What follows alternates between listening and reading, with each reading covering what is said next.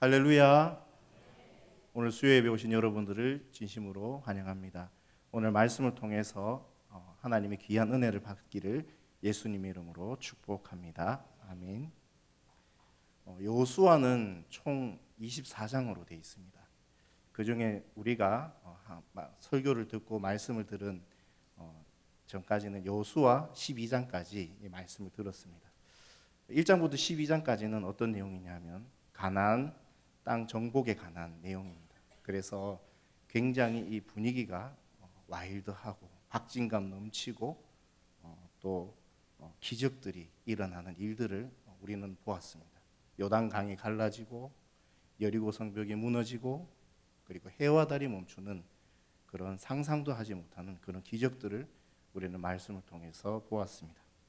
근데 이제 오늘 우리가 읽는 여호수아 13장부터는 이제 가나안 땅 분배 이야기가 이제 시작됩니다. 그래서 분위기가 박진감 넘치고 기적들이 일어나고 이런 이야기들은 나오지 않고 잔잔하고 차분하게 하나님께서 약속하신 그 땅들을 분배하는 그런 이야기들이 19장까지 이제 이어지게 됩니다. 그래서 오늘 우리가 본문 13장 1절부터 7절까지 말씀을 읽었지만 오늘은 여호수아 19장까지 이스라엘 땅이 분배되는 그 이야기까지 지도를 보면서 전하도록 하겠습니다. 하나님께서는 여호수아에게 이렇게 말씀하셨습니다. 본문 1절에 보면 여호수아가 나이가 많아 늙음에 여호와께서 그에게 이르시되 너는 나이가 많아 늙었고 얻을 땅이 매우 많이 남아있도다. 여호수아는 근 20년 동안 이스라엘 백성들을 이끌고 가나안 땅 정복을 하였습니다. 31전 31승 단 한 번도 지지 않고 한 번도 패하지 않고 이스라엘 백성들을 이끌고 지도자 여호수아는 가나안 땅을 하나하나 다 점령해 나갔습니다. 이 기간 동안 근 20년 동안 31번의 전쟁을 치르면서 여호수아는 많은 고민과 또 많은 기도가 있었을 것입니다. 왜냐하면 이스라엘 백성들은 한 번도 군사 훈련을 받아보지 못하였습니다. 그리고 가나안 민족들에 비하면 무기조차 변변치 않았습니다. 그래서 이들을 이끌고 많은 고민과 또 기도를 했을 것입니다. 그런데 이 여호수아는 이 이스라엘 백성들을 이끌고 하나님의 힘으로 하나님의 능력을 힘입어서 이 가나안 땅 정복을 하기 시작했습니다. 그러나 이제 여호수아도 늙어 하나님께서 보실 때는 이제 가나안 땅 정복 전쟁을 그만두라고 이렇게 말씀하셨습니다. 그래서 하나님께서 오늘 본문 1절에 보면 너는 이제 나이가 많이 들었다. 그리고 아직 정복할 땅에 매우 많이 남아있다. 이 두 가지 말씀을 이렇게 하셨는데 이것은 여호수아를 질책하시는 것이 아니고 너가 참 20년 동안 가까이 내 말에 잘 순종하고 믿어서 여기까지 왔다. 너 참 수고 많았다. 이런 격려의 말씀인 것입니다. 그리고 이제 앞으로 정복할 땅이 많이 남았는데 그것은 여호수아 너가 할 일이 아니고 너는 여기까지고 다음 세대 이스라엘 백성들 다음 세대 이스라엘 백성들이 나머지 정복해야 될 땅을 정복할 것이다. 이렇게 말씀하셨습니다. 그래서 다음 세대 이스라엘 백성들이 그 정복해야 남아있는 땅들을 정복하는 이야기가 여호수아 24장을 넘어 사사기 1장에 이제 나오기 시작합니다. 그 땅들은 먼저 이스라엘 서쪽 지역 지중해가 접해 있는 이 블레셋 땅입니다. 아직 남아있는 지역, 정복해야 될 땅이 이스라엘 지역에서 서쪽에 있는 이 블레셋 민족들이 사는 그 지역입니다. 본문 2절에 보면 이 남은 땅은 이러하니 블레셋 사람의 모든 지역과 구슬 족속의 모든 지역 그리고 본문 4절에서 6절까지 보면 또 가나안 족속의 모든 땅과 시돈 사람들에게 속한 무아라와 아무리 족속의 경계 아벡까지와 또 그발 족속의 땅과 해 뜨는 곳의 온 레바논 곧 헤르몬 산 아래 바가스에서부터 하맛에 들어가는 곳까지와 또 레바논에서 미스루보 마인까지 산자의 모든 주민 곧 시돈 사람의 땅이라 이렇게 말씀하십니다. 블레셋 서쪽 지역 이스라엘로 기준으로 서쪽에 있는 블레셋 땅과 그 남쪽에 있는 애굽과 이 가나안 땅이 만나는 그 접경 지역, 그리고 이스라엘의 북동쪽으로 보면 헤르몬산인데 그 헤르몬산 아래에 아직 땅이 남아 있다. 이렇게 하나님께서는 말씀해 주셨습니다. 이것은 이스라엘 백성들이 주요 성읍들은 이제 다 점령했습니다. 차근차근 남아 있는 지역들은 지금 이스라엘 백성들이 차근차근 정복해 나가면 되는 그런 땅입니다. 그런데 이제 여호수아는 은퇴하게 되는데, 그렇다면 다음 세대 이스라엘을 누가 이끌고 남아 있는 땅들을 정복하게 될까요? 그분은 바로 하나님이십니다. 본문 6절 하반절에 보면 내가 그들을 이스라엘 자손 앞에서 쫓아내리니 너는 내가 명령한 그 땅을 이스라엘에게 분배하여 기업이 되게 하되. 하나님께서 아직 점령하지 못한 지역, 여호수아가 아직 점령하지 못한 지역들은 내가 쫓아낸다. 이제 여호수아가 없어도 됩니다. 하나님께서 이스라엘 다음 세대 이스라엘 백성들과 함께 남아있는 정복하지 못한 땅들을 정복하겠다. 하나님께서 여호수아에게 그렇게 말씀하셨습니다. 전의 지도자 모세도 아무리 능력이 뛰어나도 세월이 지나 나이가 많이 늙었을 때 그도 이제 죽게 되었고, 물러나서 지도자의 자리에서 물러나 죽게 되었고, 이와 마찬가지로 이 지금 여호수아도 이제 나이가 많이 들었습니다. 이제는 물러나야 됩니다. 우리가 하나님과 합력하여 선을 이루는 것을 하나님께서는 참 기뻐하십니다. 그러나 같이 합력한다고 해서 일을 행하는 사람은 내가 아니라 일을 행하는 주체는 하나님이십니다. 하나님께서 모세를 통해서 이스라엘을 광야에서 이끌어 오셨고, 하나님께서 여호수아를 통하여 이스라엘과 함께 이 가나안 땅을 정복한 것입니다. 모두 하나님께서 하셨습니다. 내가 한 것이 아니고 다 하나님께서 하신 것입니다. 따라서 아직 정복할 땅이 많이 남아 있더라도 이스라엘은 이제 걱정할 것이 없습니다. 모세가 없어도 되고 여호수아가 없어도 됩니다. 왜냐하면 하나님께서 동일하게 이 다음 세대 이스라엘 백성들과 함께 하실 것이기 때문입니다. 우리는 이미 하나님 나라를, 예수님을 믿음으로 소유했습니다. 그러나 아직 우리는 하나님의 나라가 임해야 되는 곳들을 정복해 나가야 됩니다. 임의와 그리고 아직. 하나님의 나라는 이미 받았지만 우리는 아직 정복해야 될 땅들이 너무나 많이 있습니다. 하나님 나라의 개념은 땅을 소유하는 그런 개념이 아니고, 하나님의 나라가 임하는 것이 바로 하나님의 나라가 되는 것입니다. 우리는 하나님께서 부르시는 그날까지 계속해서 하나님 나라를 확장해 나가는 데에 우리가 하나님의 선한 도구로 사용되어야 합니다. 내 삶도, 내 가정 안에서도, 내가 일하는 회사와 내가 속한 공동체 안에서도 우리는 하나님 나라가 임할 수 있도록 계속해서 우리는 선한 도구가 되어야 합니다. 우리는 정복할 것입니다. 그리고 우리는 이길 것입니다. 왜냐하면 하나님께서 함께 하시기 때문입니다. 그래서 여호수아는 이제 걱정할 필요 없습니다. 본인이 은퇴하더라도 걱정할 필요가 없습니다. 왜냐하면 하나님께서 함께 하시기 때문입니다. 내 아이가 몸이 약한데 학교 생활을 잘할 수 있을까? 사회생활을 잘할 수 있을까? 난 이렇게 소심하고 난 부족한데 사회생활을 내가 잘할 수 있을까? 나에게 맡겨진 일들을 내가 잘 해나갈 수 있을까? 그때 하나님께서 말씀하시죠. 내가 한다. 내가 쫓아낸다. 내가 한다. 하나님께서 그렇게 말씀하십니다. 이제 하나님께서는 여호수아에게 너는 이제 정복을 그만하고, 정복 전쟁을 그만하고 너는 이제 땅을 분배해라. 이스라엘 백성들에게 땅을 분배하라고 그렇게 말씀하십니다. 본문 7절에 보면 너는 이 땅을 9지파와 므낫세 반지파에게 나누어 기업이 되게 하라 하셨더라. 이스라엘은 12지파입니다. 그런데 지금 9지파와 므낫세 반지파에게 기업을 주라고 하십니다.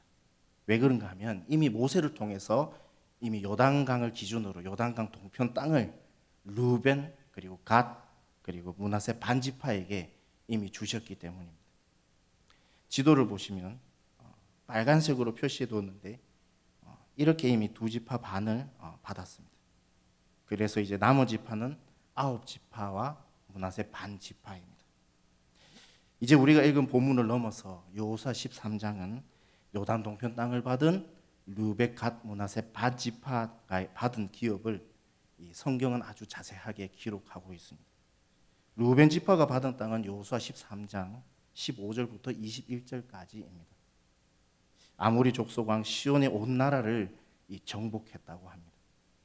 거기다가 이 르벤 땅을 점령할 때에 점술과 발람까지도 칼로 죽였다고 말씀합니다. 이 점술과 발람은 돈의 유혹을 못 이겨가지고 이 모압 왕 발락으로 인하여 이스라엘을 3번 저주하라 했는데 하나님께서 막으셔서 저주 대신 축복을 하게 됩니다.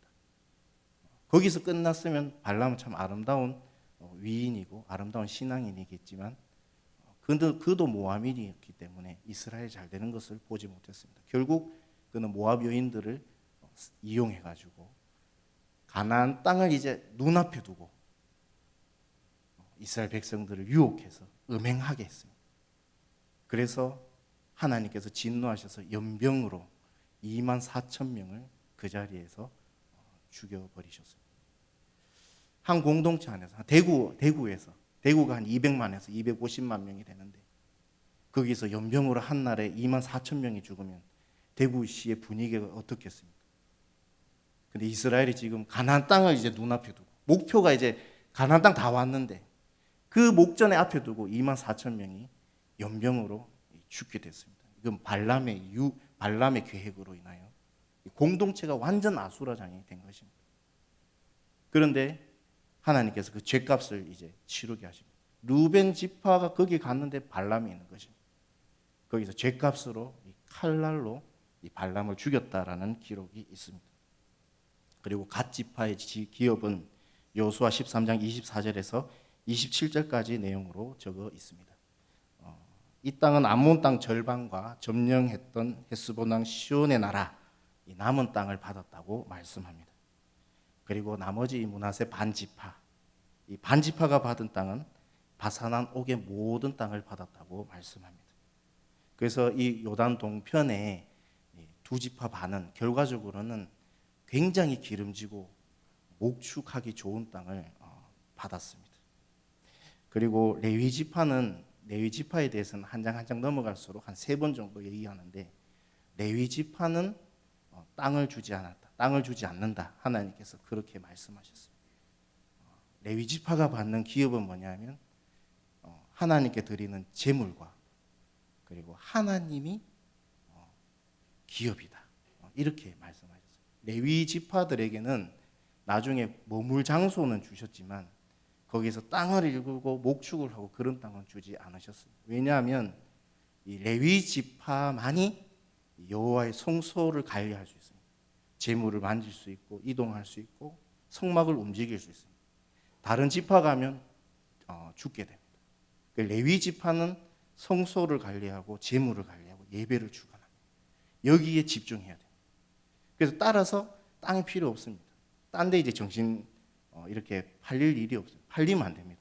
레위 지파는 예배에 집중하고 재물을 나누고 제사에 집중하고 집중해야 되기 때문에 하나님께서는 이 레위 지파에게 땅을 주시지 않으셨습니다. 이렇게 여호수아 13장에서 두 지파 르벤과 갓 지파 그리고 므낫세 반 지파는 이렇게 지명들을 자세하게 언급한 곳은 여호수아의 13장밖에 없습니다. 다른 곳에는 요단 동편을 받은 르벤 갓 그리고 므낫세 반 지파에 대한 기록이 자세하게 나와 있지 않습니다. 그 이유는 왜 그러냐면 앞으로 이 요단강을 중심으로 해서 요단강 동편에 있는 이 르벤과 갓과 므낫세 반 지파를 나중에 요단 서쪽에 있는 이 이스라엘 지파들이 너희들 우리 백성이 아니다. 요단강을 넘었기 때문에 너희는 우리와 상관이 없다. 너희들은 언약의 백성이 아니다. 이렇게 이제 인정할까봐 이런 일이 있을까봐 하나님께서는 염려하여서 자세하게 여호수아 13장에 이들도 너희들 이스라엘의 백성이다, 언약의 백성이다라는 것을 알려주시기 위해서 이 여호수아 13장에 자세하게 이렇게 기록을 하였습니다. 이제 여호수아 14장부터 요단 서쪽 원래 약속받은 가나안 땅에 대해서 말씀합니다. 여호수아 14장부터 19장까지 각각 2장씩 할애해서 분배받는 이 지파들을 기록했는데 14장부터 15장까지는 이 유다 지파에 대하여, 그리고 16장부터 17장까지는 요셉 지파에 대하여, 그리고 18장에서 19장까지는 나머지 7지파에 대해서 말씀하고 있습니다. 먼저 유다가 나오고 그 다음 요셉 지파가 나옵니다. 이 구조는 열왕기 하까지 나옵니다. 유다는 레아의 소생이고 요셉은 라헬의 소생입니다. 그리고 이제 유다 땅을 분배할 때에 이 갈렙이 나옵니다. 갈렙이 여호수아에게 이 산지를 내게 주소서라고 간구하는데 이 갈렙이 보면 유다 지파입니다. 그리고 여호수아는 에브라임 지파입니다. 그리고 이 여호수아를 넘어서 사사기 1장에 가면 이 정복해야 될 땅을 이제 정복하기 위해서 이스라엘 지파들이 출전하게 되는데 처음에 누가 출전하게 되냐면 유다 지파가 시몬 지파를 데리고 함께 출전합니다. 그 다음에 어느 지파가 출전하느냐면 요셉 지파가 출전하게 됩니다. 구약에서는 유다 지파 다음에 요셉 지파가 이렇게 순서대로 나오게 됩니다.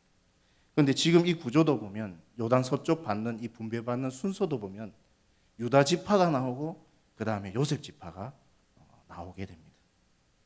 여호수아 14장에서는 갈렙이 여호수아에게 이 산지를 내게 주소서라고 했는데 이 산지는 어디냐면 해발 900m에 있는 이 헤브론 도시입니다.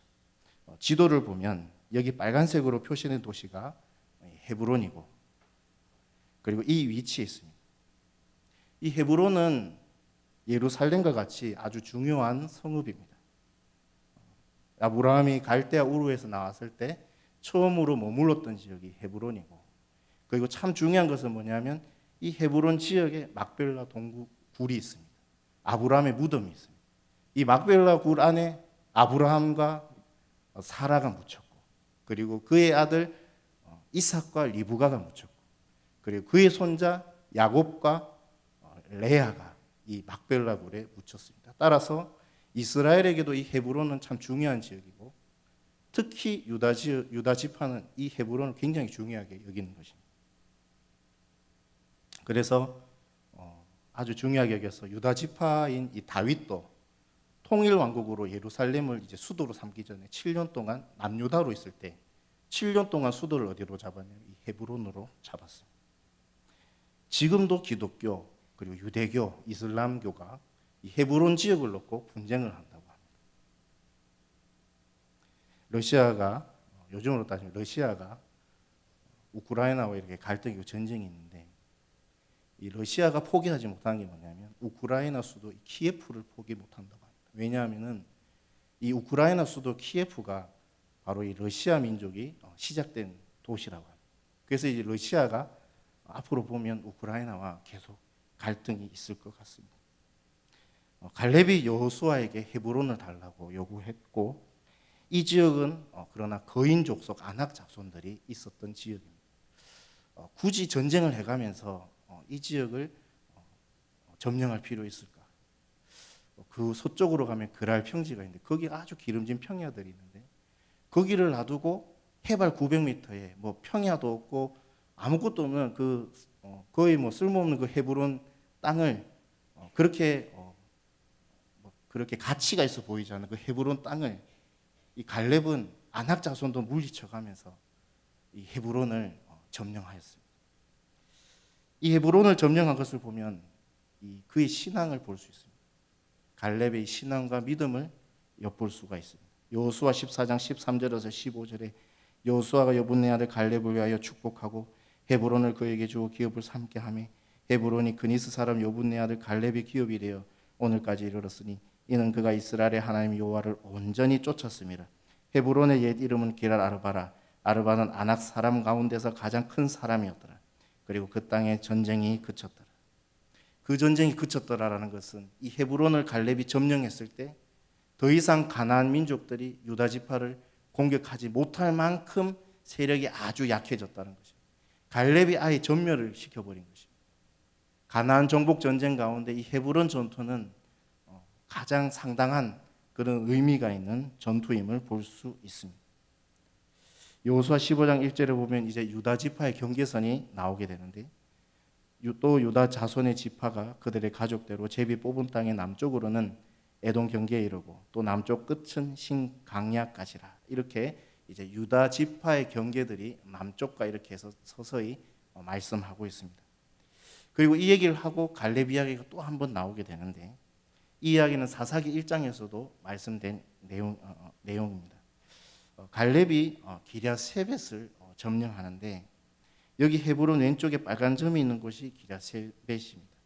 이 기랴세벳을 점령하는 자에게는 갈렙이 뭐라고 했냐면 자신의 딸 악사를 주겠다, 이렇게 조건을 내걸 만큼 이 지역이 공격하기가 굉장히 어려웠던 것 같습니다. 그때 온니엘의 조카, 그 갈렙의 조카 온니엘이 자신이 이 기랴세벳을 쳐서 이 갈렙의 딸 악사와 결혼을 하고, 그리고 이 악사가 이 남편 온니엘을 통해서 윗생과 아랫생까지 받는 이런 이야기들이 나오게 됩니다. 여호수아 15장 16절에서 17절에 갈렙이 말하기를 기랴세벳을 쳐서 그것을 점령하는 자에게는 내가 내 딸 악사를 아내로 주리라 하였더니 갈렙의 아우 그나스의 아들인 온니엘이 그것을 점령함으로 갈렙이 자기 딸 악사를 그에게 아내로 주었더라. 그리고 그 이후부터 이제 유다 지파가 땅을 받는 내용들이 나오는데, 여호수아 15장 20절부터 62절까지 많은 절수를 할애해가면서 유다의 분배받은 지명들을 나열하고 있습니다. 이스라엘의 12지파 중에서 가장 많은 성읍을 받은 지파가 이 유다 지파입니다. 무려 115개의 성읍을 받았습니다. 그리고 이제 유다 지파가 끝나고 그 다음 순서인 요셉 지파가 땅을 받습니다. 이 요셉 지파도 유다 지파와 마찬가지로 2장을 할애해가면서 이 분배받는 내용들이 나오게 되는데, 이만큼 이스라엘의 12지파 중에서 유다 지파와 요셉 지파가 굉장히 중요한 지파, 그리고 중심이 되는 지파임을 알 수 있습니다. 이 요셉 지파는 2지파로 땅을 분배받습니다. 창세기 48장에 야곱이 애굽의 그 요셉과 함께 있으면서 이제 죽을 때가 되어 침상에 이렇게 쉬고 있는데, 이때 그의 아들 요셉이 2 아들을 데리고 요셉의 침상으로 나옵니다. 요셉에게는 큰 고민이 있었습니다. 그건 뭐냐면 다른 형들은 다 이제 이렇게 거의 같은 계열의 민족의 사람이지만, 이 요셉은 다르게 완전히 다른 애굽 여자와 결혼을 했습니다. 이 애굽 여자와 결혼을 해서 애굽 여자 이방 여인과 결혼을 했기 때문에 요셉의 고민은 이 2 아들을 아버지 야곱이 이스라엘 공동체 안으로 들여보내줄 수 있는가, 가입시켜 주실 수 있는가, 이것이 같은 아브라함이 그 약속을 받을 수 있는가, 이 고민이 있었습니다. 그래서 이 2 아들을 데리고 요셉 혼자 간 것이 아니라 야곱에게 갔을 때 이 야곱이 이 2 아들을 안습니다. 안고 오히려 축복까지 해주는데, 이 첫째가 므낫세고 둘째가 에브라임입니다. 그런데 야곱이 오른손, 장자의 축복을 상징하는 이 오른손을 이 에브라임에게 대고 첫째 므낫세에게 왼손을 이렇게 어긋나게, 팔을 어긋나게 해서 축복을 하는데, 요셉이 잘못 본 줄 알고 야곱이 만류하려고 합니다. 그때 야곱이 뭐라고 하냐면 아들아 안다, 내가 안다. 첫째가 므낫세고 둘째가 에브라임인가 안다. 그러나 하나님께서 그렇게 시키셨기 때문에 그 말씀에 순종해서 야곱이 그렇게 축복을 했습니다. 그래서 실질적인 요셉의 지파 장자는 에브라임입니다. 장자의 목을 받았습니다. 요셉은. 그래서 이 2 목을 받게 돼서 요셉 혼자 받는 것이 아니라 요셉의 아들들이 받게 된 것입니다. 이 땅을 받게 되어 에브라임과 므낫세 지파가 이 땅을 2 몫을 이제 받게 됩니다. 그래서 성경은 요셉 지파를 설명할 때 에브라임을 설명하고 그 다음에 므낫세 지파를 순서를 그렇게 둡니다. 여호수아 16장과 17장에서 요셉 지파를 설명할 때도 동일합니다. 에브라임 지파를 먼저 언급하고 므낫세 지파를 언급합니다. 에브라임 지파가 대표적으로 받은 도시는 이 실로입니다.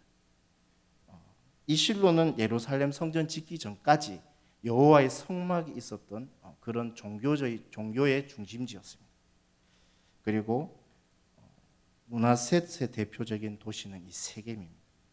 이 세겜의 위치는 실로 밑에 그리고 에브라임 지파 근처에 있습니다.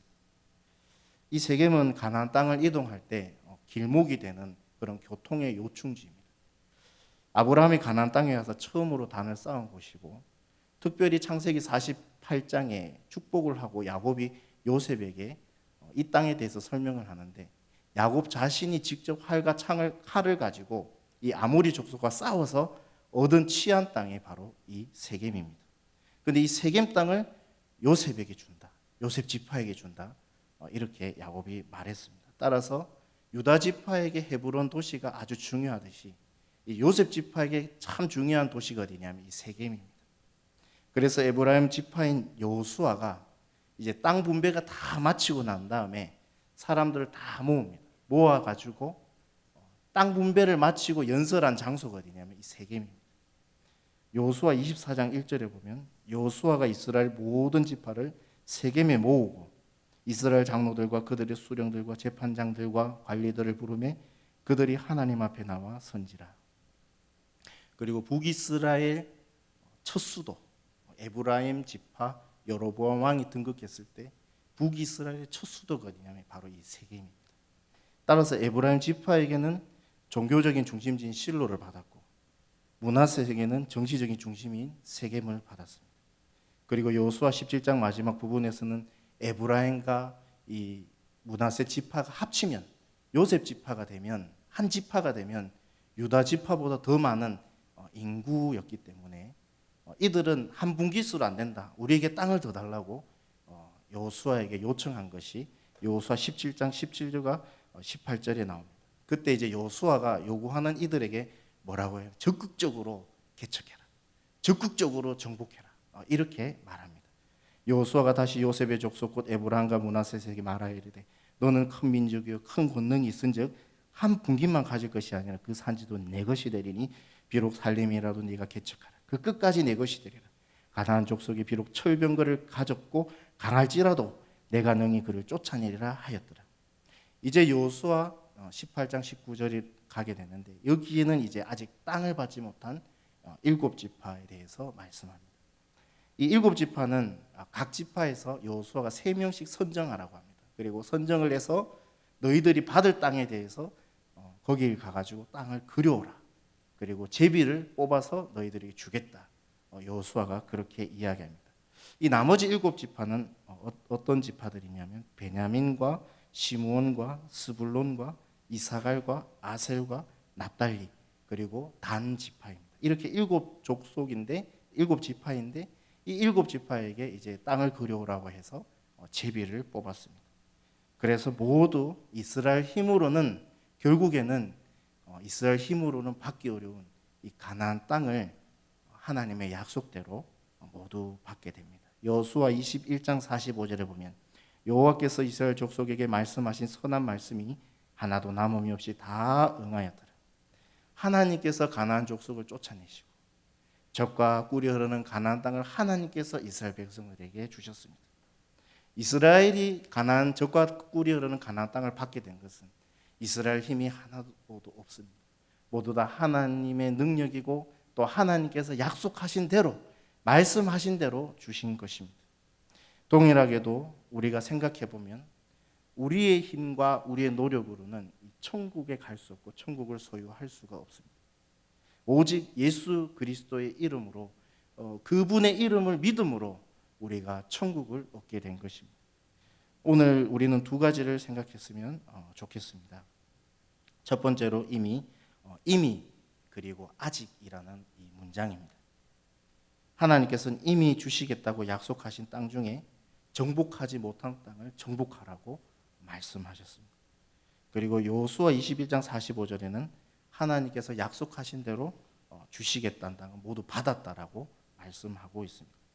우리도 오늘 이스라엘 땅 분배를 보면서 예수님을 믿음으로 이미 천국을 받았습니다. 그러나 우리는 아직 우리가 정복해야 될 하나님 나라 천국이 있습니다. 이 천국은 아까 처음에 말씀드린 대로 영토의 문제가 아니라 하나님의 나라가 임하는 데에 있습니다. 우리는 매주 예배를 드리고 결단의 찬송을 드리고 그리고 저 교회 문 밖을 나갑니다. 그래서 영적으로 우리는 저 문 밖을 나갈 때 이제 또 세상과 나가서 싸우게 됩니다. 악과 싸우게 되고 비본질적인 것과 싸우게 되고 비성경적인 것과 싸우게 되고 얻어 터지더라도 다시 옷을 툴툴 털고 다시 하나님을 믿음으로 하나님이 나와 함께 동행한다는 그 믿음으로 또 다시 한번 싸우는 것입니다. 그래서 내가 있는 곳이, 내가 있는 삶의 터전이, 내가 있는 공동체가, 내가 있는 회사가, 내가 있는 학교가, 내가 있는 어느 곳이든 모든 영역에서 하나님의 나라가, 하나님이 임재하실 수 있도록, 그곳이 하나님 나라가 될 수 있도록 우리는 터지더라도 맞더라도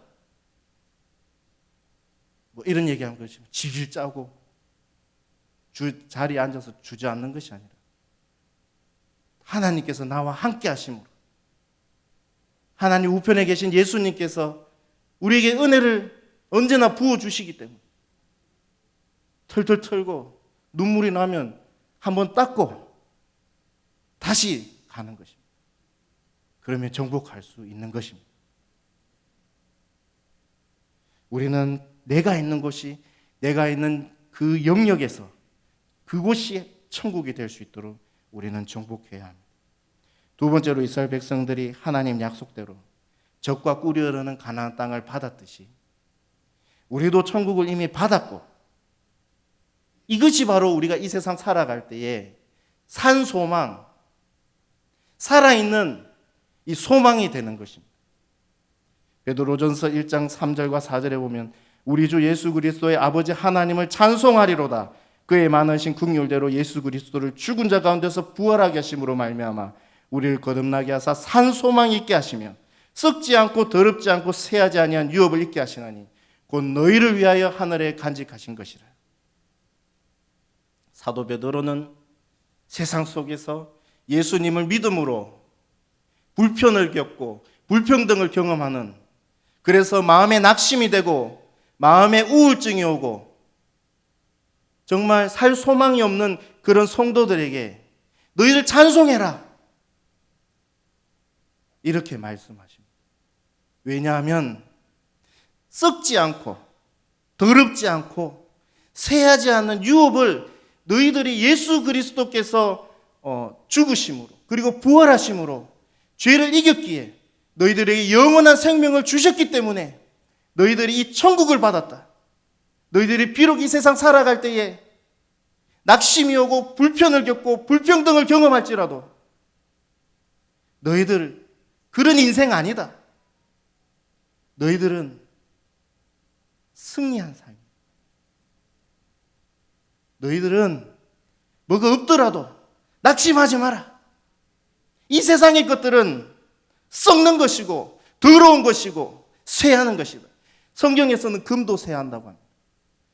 이런 것들로 너희들이 너희 자신 가치를 정하지 말라는 것입니다. 너희들은 나그네고 이 세상을 모두 다 떠나게 될 터인데 잠시 동안 있을 것인데 이곳을 이제 지나가면 예수 그리스도를 믿음으로 너희들에게 쇠하지 않고 더럽지 않고 영원한 그 천국을 너희들이 받게 되니까 너희들이 이 세상 살아갈 때에 찬송하며 살아라. 이렇게 사도 베드로가 이야기했습니다. 광야 생활할 때 적과 꿀이 흐르는 가나안 땅을 직접 본 이스라엘 백성들은 어땠을까요? 그 환호보다 우리가 더 큰 것입니다. 우리가 천국에 올라가면 우리 다 죽습니다. 어떤 목사님은 그런 얘기 하더라고요. 네, 장담합니다.